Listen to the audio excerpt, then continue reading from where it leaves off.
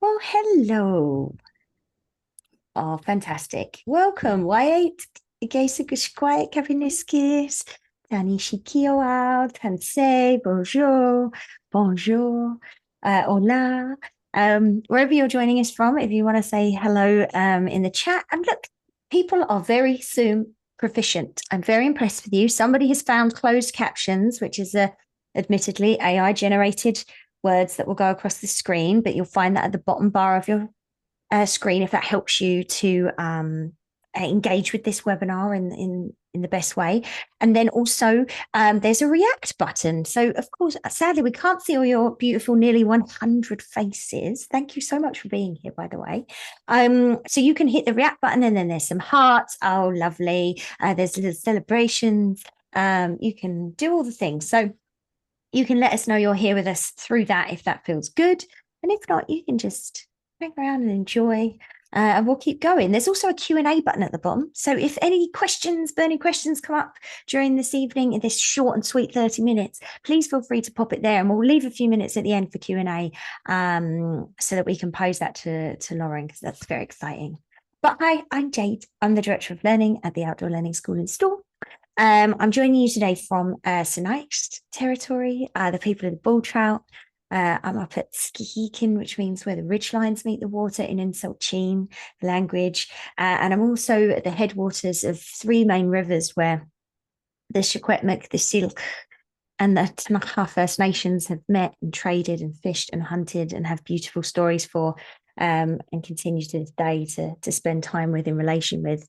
And my moment for today was because we're thinking about sit spots was I was like, how does that relate to the teachings that I've had from the land? And I just thought it is and has allowed me my sitting practice to practice stillness. We were just having a discussion about this. Quiet and stillness, not necessarily my forte, if we're honest. And to sit and listen to the more than human voices. And the more time I spend in Indigenous learning spaces, the more I recognize that we don't listen in order to have something to return. We just listen and we hold. And so I'm really practicing that in my life, and I'm really grateful for the lessons that I've had. As usual, I have a beautiful co-host with me from the Take Me Outside family. Hi, everyone. So wonderful to have all of you here joining us tonight. I'm Julie. I'm the program manager at Take Me Outside. I am so thankful to be joining from Dish with One Spoon, Wampum Belt Covenant land, Between the Lakes Treaty 3 land, the traditional territory of the Mississaugas of the Credit, land which has been and continues to be stewarded by the Haudenosaunee, the Anishinaabeg. Yeah, so pleased to be here and thankful and really excited to hear more about Lauren's amazing book. Yay. And we will introduce you. But I've got an additional amazing human with us, and someone that I love to work with and has been, pretty influential in the work you've done also through Natural Curiosity, but having known you now for a couple of years and just seeing the way that you spend time in learning spaces, Elise, it's so nice to have you here sharing with us with your publishing hat on today, right? That's right. Thanks, Jade. Thanks, Julie. It's nice to be here. And welcome, everyone. I'm so excited to have everyone here for this really big, pivotal event. This has been a long time coming, and it's been a joy the whole time to work with Lauren. As publishing manager at OLS, I've had the absolute pleasure of working with Lauren to make her incredible book, her newest book, a reality. And as some of you might know, OLS's foray into the publishing world is a relatively new adventure. And we intentionally are publishing resources that directly support the world of outdoor learning and the people who have a deep relationship with this world. And the books that we are proud to present bring us into greater connection with the outdoors in multifaceted ways, since we know that outdoor learning connects to so many important aspects of the lives that we lead.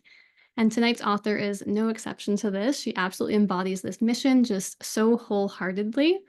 And as a teacher myself, I found it really making its way into my practice already, from work with early learners to all the way up to grad students who are becoming certified teachers. And it's a great celebration of 4 years, more than that, I guess, at this point, Lauren, all your wonderful work that you've dedicated to this. And It's really a culmination of her own tried and true strategies, her inquiries, and her zest for life and learning outdoors. And it's just wonderful to see it packaged in a really accessible and fun way. That's the best part. There's so much joy to be found in this book, and it's also grounded in what you need to succeed as an educator or a parent or a community leader. And it's a gift. So I'm so glad that we get to share this gift with the world today, Lauren. So thank you.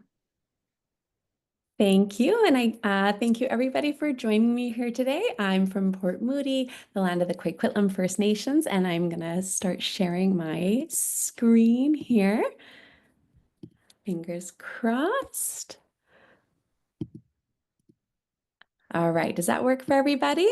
We see it beautifully. Excellent. Well, thank you, everybody, for joining us here today to celebrate Sitting with Nature.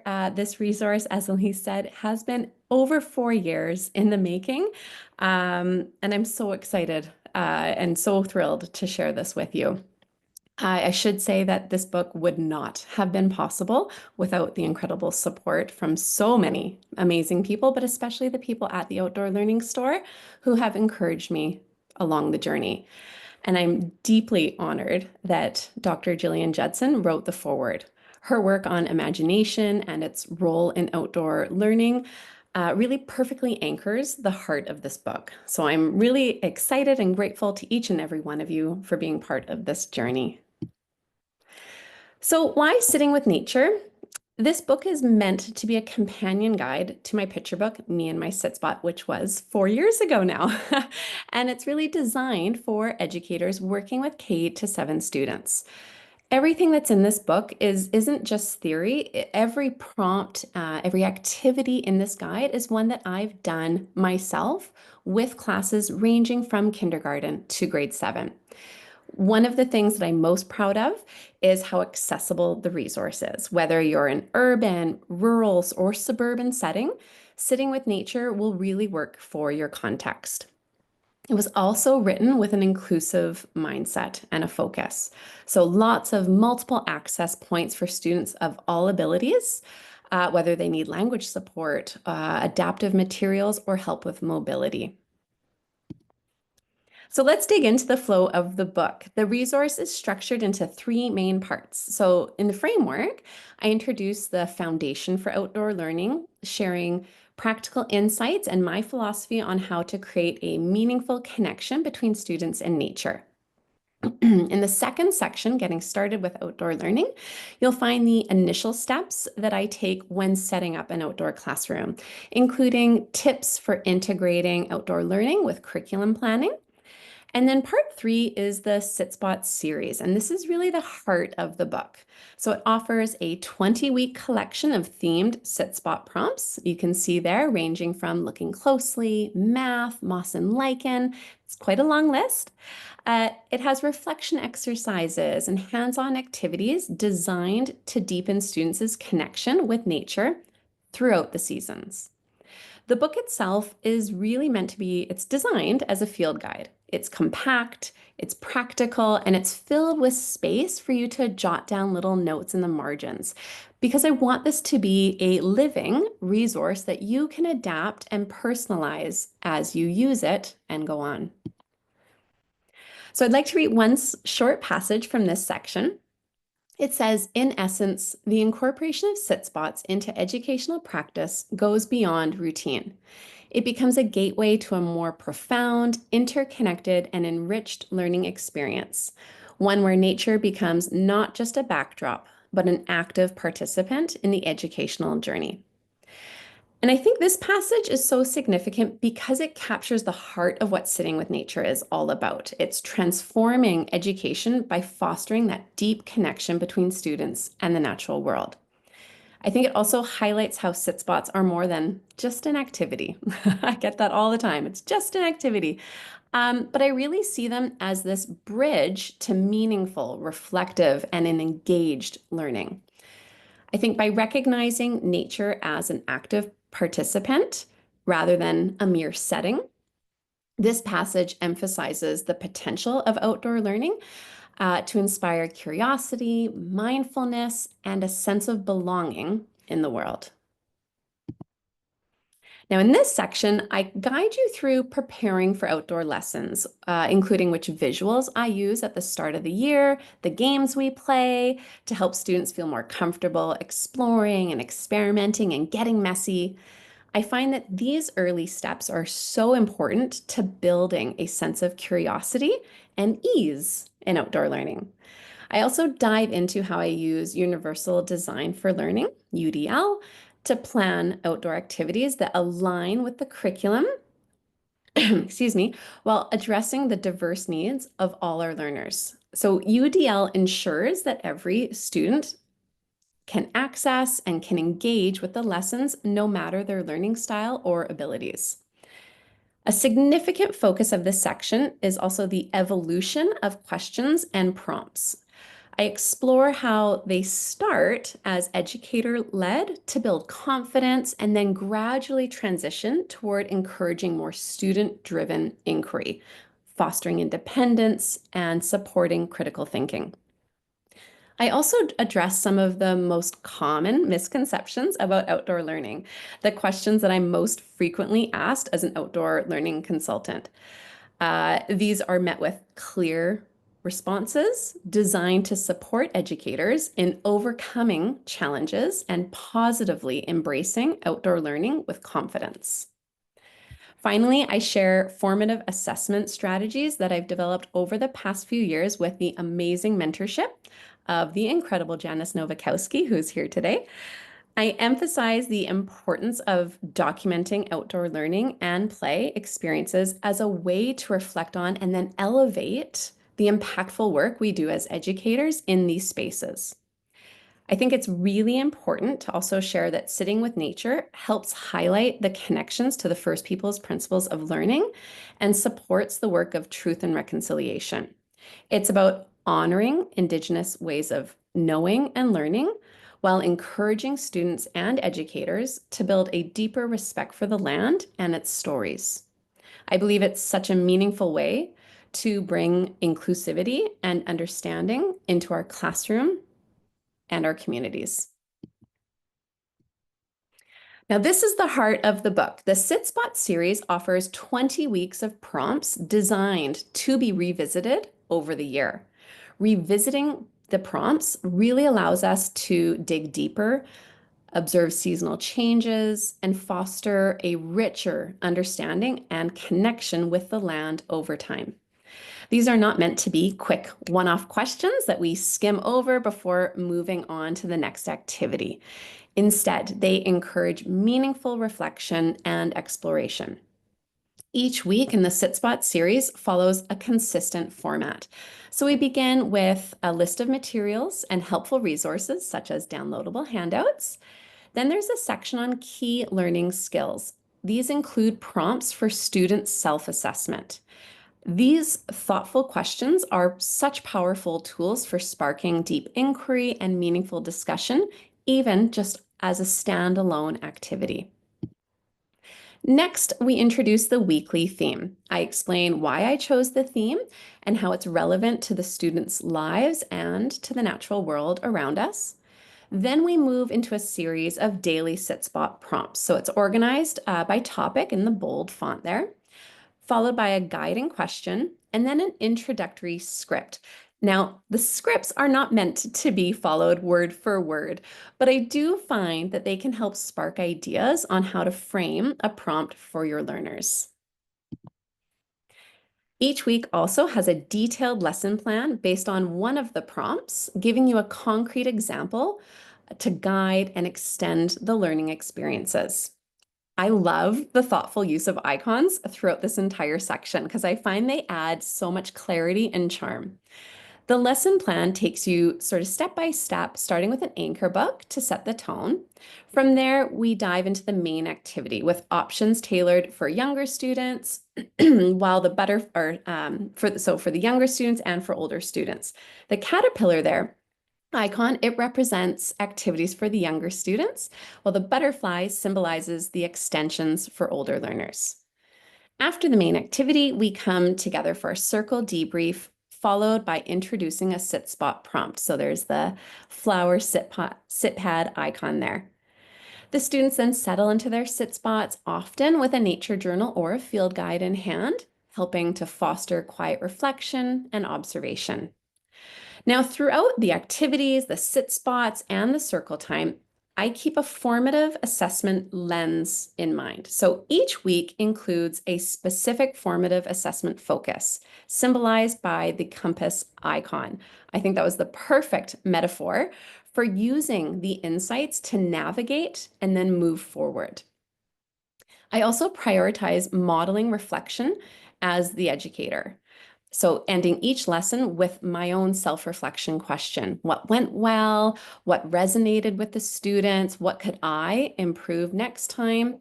And to offer additional support, I actually included my own reflections each week. So sharing insights from my teaching journey definitely over the last 4 years.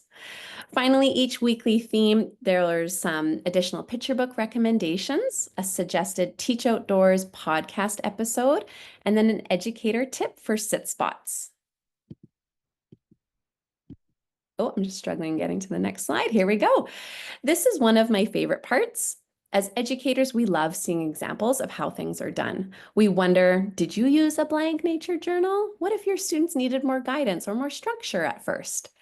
So these are downloadable worksheets that you get with the book. This isn't meant to act again as a script or replace your teacher autonomy. It's really just a guide and a starting point. So if a worksheet like this is going to help your learners focus their observations and guide their thinking, that's great. It's there to use. Otherwise, I find it still helpful. You can use them as a prompt or as a guide, and then you just create your own structure that works best for you and your learners. To close, I just want to share why sit spots are so near to my heart. I'm sure you can tell even through the Zoom call that I'm someone with a little abundance of energy. And these are my two little ones that, if possible, they might even surpass me on the energy side of things.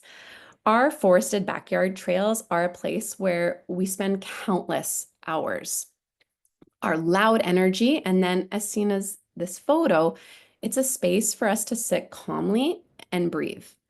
Sit spots offer myself, my kids, and my students a quiet space to observe, reflect, and build a relationship with nature that I hope and I do believe will stay with them long after they've left our classroom. My hope is that sitting with nature is to make outdoor learning accessible, inspiring, and easy to implement. Here we go. Before we wrap up, I want to leave you with the same words that close the pages of the book. Nature is not a place to visit, it is home. And so as you step outside today, I hope that you feel that connection and sense of belonging. Here we go. So thank you so much for being here with the launch. I can't wait to hear how Sitting with Nature finds its way into your classrooms and outdoor spaces. And please do not hesitate to reach out to me to connect if you have any questions. Oh my goodness, how lovely. Oh, it's beautiful, isn't it? Oh, those icons, my brain is just like, I want to collect them all. I want to read them all. I want to be in them.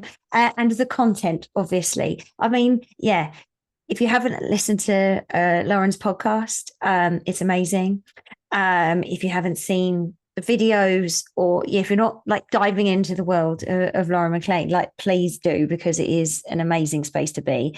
My gosh, I just want to say a few things. If you can't see the chat or it's going too mad, this is absolutely amazing, beautiful, helpful, so inspiring. I can't wait to bring your amazing book to Australia. This is such an amazing integrated resource. The format is so reader friendly. I love that it's got an inclusive mindset piece.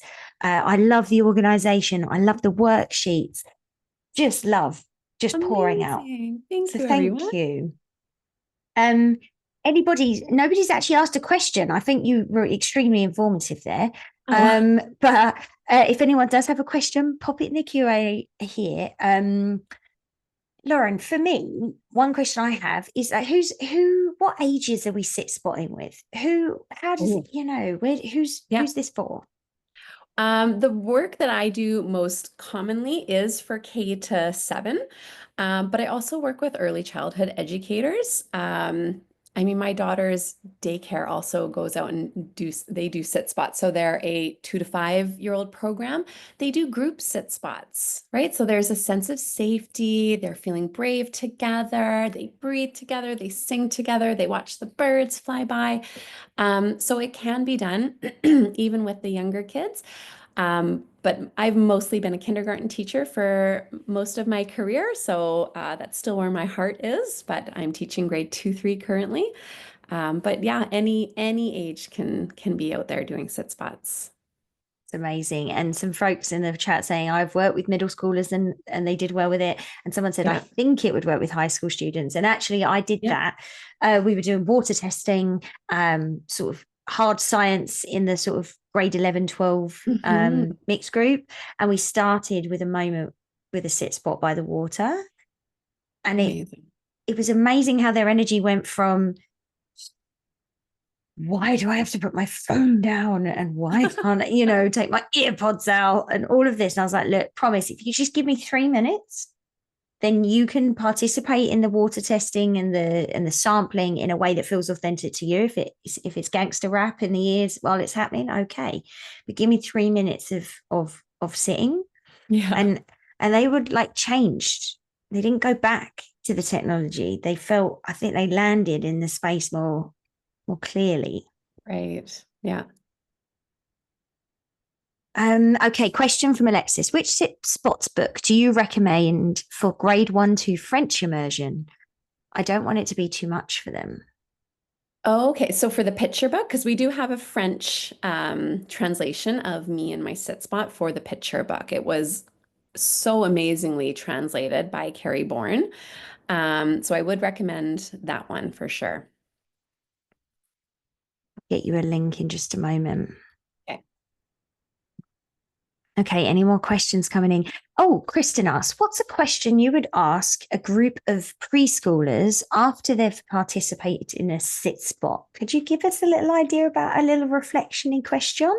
Yeah, so even in the summer, I was volunteering at my daughter's daycare. So we did a group sit spot at first in on the blacktop area, just somewhere where they were comfortable. It was right outside their daycare, so we didn't go too far. We took in 5 breaths altogether. So we used our hands for them to go in, out, 2, 3, 4, 5. And then we just said, how does your heartbeat feel now? And then after we did that as a group, we walked into sort of a forested area. Imagine 10 trees. And we sort of did the same thing as a group. We did the same 5-fingered breathing. And then we asked how their ears were feeling. Some kids said that they felt warm. I can't remember, my daughter said something that her ears tickled because of the wind or something like that. It was something, adorable as little kids are. And then we let them take a few steps away from us, not too far, and then they try to sit down and feel something at their sit spot. And so again, after they felt something with a count of 5, then we brought them back and shared from there. So, I think with the younger kids, it's great to always bring it back to their senses or how they're feeling, or does it remind you of anything? Because they always have such great stories that they can connect to. That's so lovely. So you mentioned at the beginning about embracing and acknowledging Indigenous ways of knowing and being. Someone's asking, did you seek some feedback or Lots. relationship and recommendations as you Yeah. were writing the book? Yeah, I was so lucky. I worked with, I wouldn't even be able to name everybody because I've had such an incredible community over the last 4.5 years. I started with working really closely with Nadine McSpadden. She's moved to a new district now. I work really closely with my own district's Indigenous Education Department. So I work in BC for the Coquitlam School District. Our Indigenous Education Department is such a wealth of knowledge. So we'd often go for coffee walks on the weekend, and I would just constantly be picking their brains on stuff and going on medicinal nature walks together. It was incredible. I reached out to a few other key people from Maplewood Flats. They've got an incredible array and depth of knowledge with the programs that they work with. I've taken lots of time with our Squamish Nation. I often, again, take classes. That's how I first meet different people from different nations. Um, my relationship with the Squamish Nation has been quite incredible. I've even done overnight winter survival camps with them. It's been incredible. So I've built relationships slowly. And I think that's sort of been the key thing is that our relationships built slowly. I asked for a lot of mentorship. I helped give back in any way that I could as well. So I think if you're looking for different ways, I would say start slowly. If you're an educator, start with your Indigenous Education Department for any other feedback. Beautiful. Thank you so much for sharing. Janet's asking about adults. What do you think about the idea of using these with adults? And I can just say 100% have. I do sort of like forest bathing, wellness walks, and this is a big part of what we do. Yeah. I mean, I do it when I'm presenting with a school or the educators at the school. We go out and we do a sit spot as a way to practice what we are preaching about. So I've done it for university classes as well. So we've got a couple local universities here that I've worked with. And so yeah, I think the things that I've done in the guide are my own students from K to 7, but that doesn't mean that it's limited to K to 7. So be creative. Any age can really be outdoors with this. I feel like adults, we've unlearned how to exist and be and experience sort of maybe fully sensually and without embarrassment or things. So actually I find some of the prompts that I've read in, or even reading your first picture book, Me and My Sit Spot, just sort of like it's like a little key in the lock to unlock the part of ourselves that perhaps we've hidden, or our adultness has over sort of pressed over, and that we can sort of release that inner experiential human. Okay, sorry. All right, we're almost there. We're going to have time for just one more question, and then we're going to do a really quick stay right to the end, because we're going to give away 4 little prizes to the Outdoor Learning School in the store, and also to Take Me Outside store. And the final one is, do children ever come to you with negative thoughts related to things, maybe even like ticks or bees, perhaps that have, learned or that they just experience? And how do you have a little bit of a recommendation of how you might deal with that? Yeah, we always start the beginning of the year by introducing a comfort scavenger hunt. So I have 22 new students in my class this year. I'm not sure what everybody is comfortable with. And so, a very simple scavenger hunt, let's say, an ant. And then under the ant, there are 3 different, 1 thumbs up, 1 thumb sideways, and 1 thumbs down. So once they find an ant, check, they get to circle one of the how they feel, depending on it. Then we cut those squares up and we arrange them as a comfort clothesline. So things that I'm really uncomfortable with, indifferent, and things that I'm so comfortable with. I love it, feeling confident. And then we do a bit of a gallery walk with all the learners. And we say, hi, everybody, my name's Lauren. Here's my comfort scavenger hunt, my comfort clothesline. And we talk about what we like, what we don't, maybe why we don't like. The reason I don't like slugs is one time it was in my shoe, and when I put my foot in the shoe, it squished. Ugh. Yeah, that child, I understand why that child didn't like slugs anymore. So as a class, how are we going to create that supportive community that when I see a slug, am I going to say, hey, Jade, come look at the slug? No, I'm going to say, Jade, there's a slug over here. You might want to stay over on this spot. And we talk about being a supportive community. Maybe we'll get closer to seeing the slug. Maybe I'll take a picture of the slug. Look at the picture, right? Maybe that's a bit easier. In terms of sit spots and comfort levels, If you don't want to sit, that's okay. My friend Kelly Shudo does stand spots. That's perfectly fine. Stand, kneel, whatever you like. It can be on a park bench, it can be on the blacktop surface. There's no one size fits all for a sit spot. I mean, if it was me, I'd be knee deep in a muddy puddle or in a ditch somewhere with the garter snakes. That's where I would be. I don't expect my whole class to be comfortable with that, and there's no judgment about that. So we work hard in our classroom at the beginning of the year to make sure that we're on the same level in terms of respecting each other's comfort levels. That's such a lovely thing. And I have to watch myself because I've got a very expressive space. And when you said squishy sluggy in my shoe, my face went, oh no. I know. And then I've like got a model that actually but it's okay to be grossed out by something squishy, I think. Yeah. It's just sort of saying, but hey, like, do you know what I do like that's squishy is those little gummy sharks, you know? Or when it's melted a bit, you know, it's sort of almost got the same texture as a slug, but I'll eat that. Yeah, anyway, I sometimes have to go through a process of like first thoughts, my second thoughts after I've had a minute, and then the third thought is what I hope to express, but I'm practicing that. Lauren, what an absolute pleasure it is to spend time with you. I'm so excited that we'll see you at the National Outdoor Learning Conference as well in May. Yeah. And that all of the work you do is clearly from such a passionate and authentic place of joy and experience. And we're very, very grateful that you share so much of there's no gatekeeping with you, is there? You just love and you give it, and it's just magical. And I really hope folks will engage with this resource. I know it's going to be an absolute favorite with me from day dot. So thank you so much for being here. Thank you, everybody. All right, don't run away, all 130 of you. Stay put because we're going to do the random draw. Okay, first two folks are getting a $25 gift card to the Outdoor Learning Store. And the scroll finishes on Tana Maloney. Tana, Tana Maloney. Welcome and well done. Okay, little scrolly again. Alberta De Francesco. Alberta De Francesco. Well done. You've won the second one.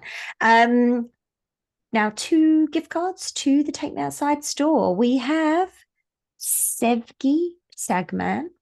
Sevgi Sagman. Well done. You are the winner. And last but not least, I've got Heather Melendez.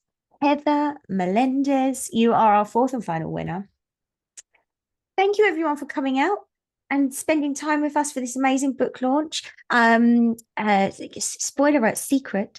Lauren is definitely going to be doing a feature-length workshop for the Winter Workshop series, which will be launching very soon. Don't you worry, check your inboxes.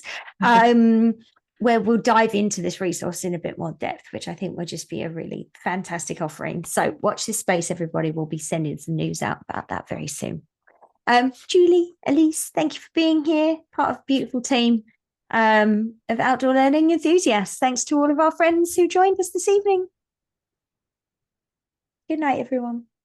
Bye, everyone. Thanks, everyone. Good night. Congrats, Lauren. Thank you so much, everybody. I'm so exciting.